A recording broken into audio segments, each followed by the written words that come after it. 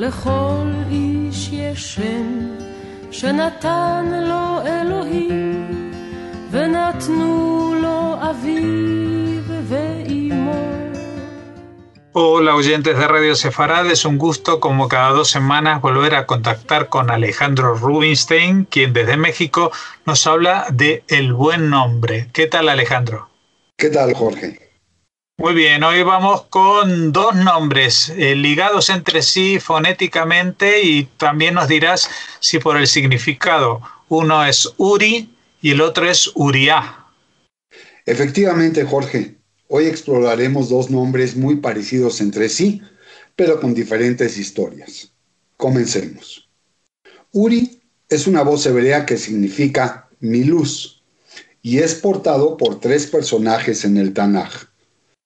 En el libro de Éxodo 31, versículo 2, en el siglo XIV antes de la era común, se relata sobre Uri, el hijo de Hur, de la tribu de Yehudá.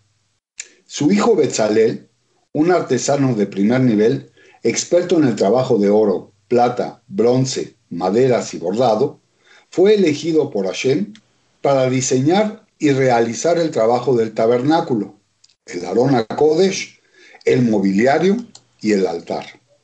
El segundo caso de Uri es en Reyes, en el primer tomo, capítulo 4, versículo 19, 4 siglos después, de quien se vuelve a narrar sobre un hijo también de este personaje, pero en este caso de Geber, uno de los gobernadores de los 12 distritos del rey Salomón, encargado él de los territorios de Gilead y Bashán.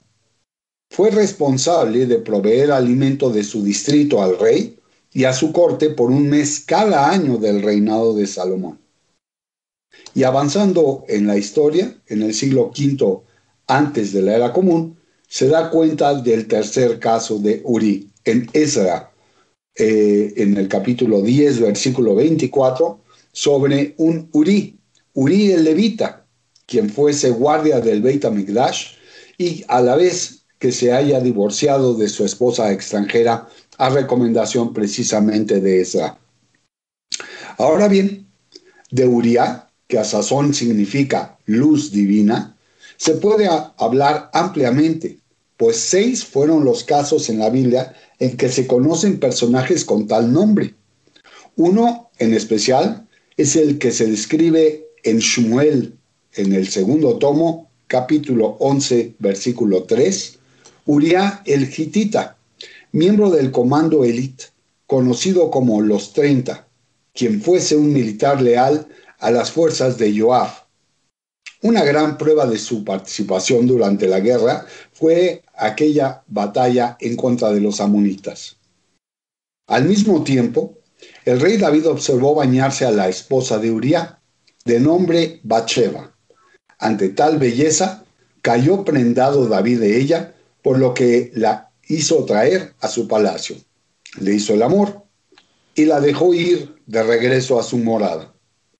Algunas semanas después, el rey fue informado del embarazo de Bathsheba, y en el afán de evitar el escándalo, David le ordenó a Uriah que retornase a darle reporte de la refriega, pero al mismo tiempo procurar que su oficial se uniese con su mujer. Sin embargo, Uriah prefirió convivir con sus soldados por 2 días y sus noches a la entrada del palacio real. Al percatarse de ello, David preguntó a Uriah la razón de su decisión, a lo que le respondió el combatiente que no podría cohabitar con su esposa al mismo tiempo en que sus compañeros batallaban. Al percatarse de su plan frustrado, David decidió mandar una misiva a Joab en manos de Uriah, en donde le ordenaba que este miembro de la milicia estuviese en la primera línea de combate. Y así fue, por lo que Uriah cayó muerto en una de las acciones. Ante ello, David se casó con Bathsheba apenas terminase el periodo de duelo, dando ella a luz un bebé apenas unos pocos meses después.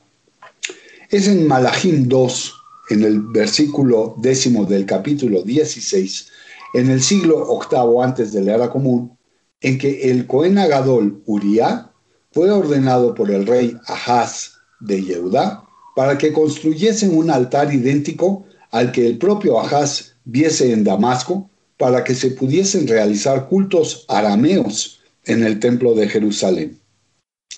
En la era de los profetas, en específico en el libro de Isaías, capítulo 8, versículo 2, se habla de un sacerdote llamado Uría, quien en conjunto con Yeberejiá dieran testimonio de las profecías de Yeshayahu en relación a las conquistas del rey de Asiria.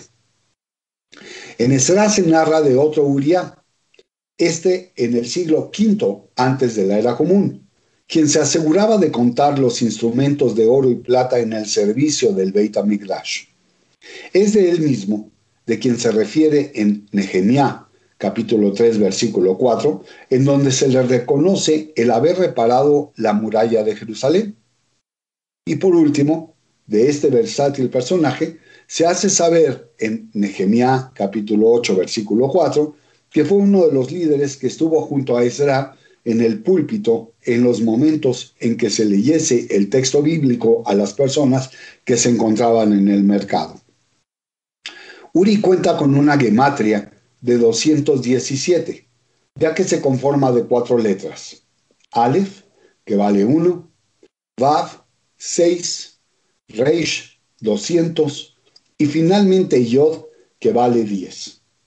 Su elemento predominante es aire, pues la Aleph y la Reish ellos representan, mientras que la Vav y la Yod representan lo opuesto, la tierra. Uría tiene la gematria de 222, pues a la grafía del nombre anterior se le adiciona una Hei que vale 5. En este caso, con la incorporación de esta letra que representa el fuego, permite anunciar que el elemento principal que le define es la tierra. Con el valor de 217 de Uri, se conforman frases como Ahuv vejaviv lemala, querido y preferido, por así decirlo, en las alturas. Bedayan Neeman, con un juez confiable. Y Tzadik Ejad, un sabio único. En cuanto a Uría y su número de 222, estas son algunas de las frases que le definen. Be'ahavá Rabá, con mucho amor. Gever Tov, un hombre bueno.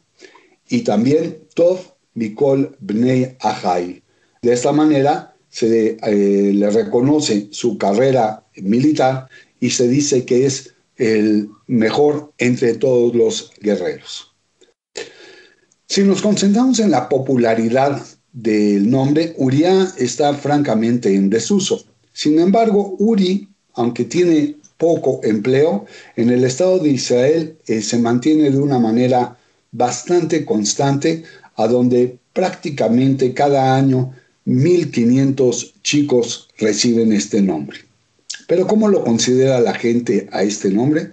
Pues lo consideran como un nombre francamente bueno, algo intelectual, fuerte y bastante varonil.